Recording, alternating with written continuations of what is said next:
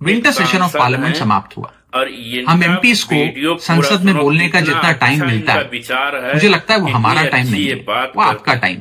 पूरी video parliament चलाने का खर्चा हो या एमपीज की सैलरीज हो, ये तमाम खर्च इंडियन टैक्स पेयर भरता है, देश के मेहनतकश लोगों की कमाई से चलता है। इसीलिए संसद में आवाज भी उनकी उठनी चाहिए, इश्यूज भी उनके उठने चाहिए।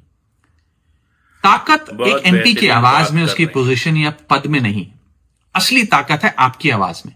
जैसे आज से कुछ दिन पहले जब मैंने एयरपोर्ट पर मिल रहे महंगे खाने की बात रखी, उसे आपने अप्रिशिएट किया, खूब स्प्रेड किया, लाइक किया, उसे शेयर किया, और वो चीज सही कानों तक पहुंची और सरकार ने देश के एयरपोर्ट्स पर उड़ान कैफे नाम की एक सब्सिडाइज्ड कैंटीन खोलने का फैसला लिया।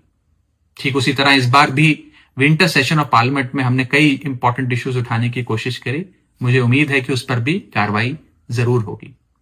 इस बार इस सत्र में हमने एक गिग वर्कर्स की हालातों को लेकर बात रखी, यानी कि जोमैटो, स्विगी या ब्लिंकिट, जेप्टो के जो डिलीवरी पार्टनर्स हैं, राइडर्स हैं, उनकी बात रखी।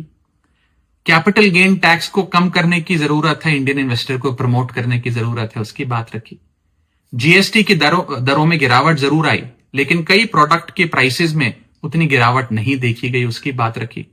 देश में एक टोकनाइजेशन बिल लाने की जरूरत है, उसकी बात रखी।